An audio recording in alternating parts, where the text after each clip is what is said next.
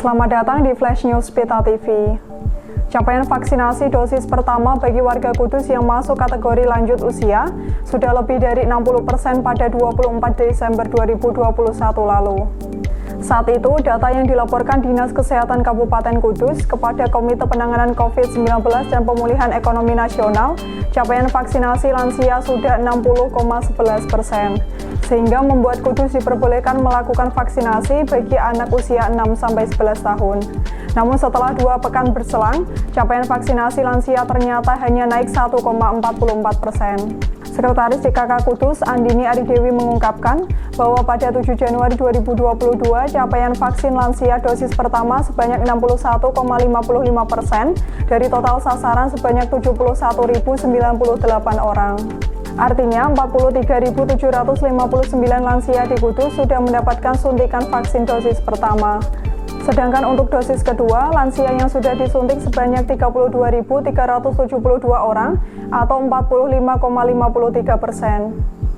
Andini menegaskan, vaksinasi bagi lansia terus dilakukan. Penyuntikan vaksin bagi lansia tidak berhenti. Setiap hari, tenaga vaksinator terus berupaya menyuntikan vaksin bagi lansia di Kudus, meski harus dengan cara door-to-door.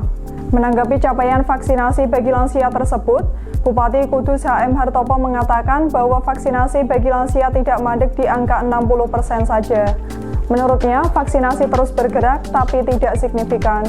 Meski selisih antara capaian vaksin lansia dosis pertama dan kedua sekitar 15%, Hartopo menyebut bahwa itu wajar.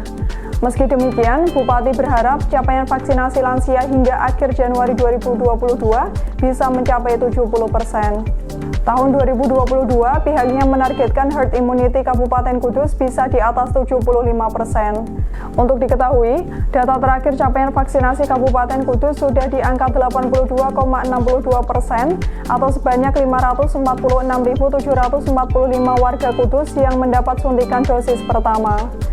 Sedangkan untuk dosis kedua sudah 64,73% atau 428.305 orang sasaran. Terima kasih sudah menyaksikan Flash News.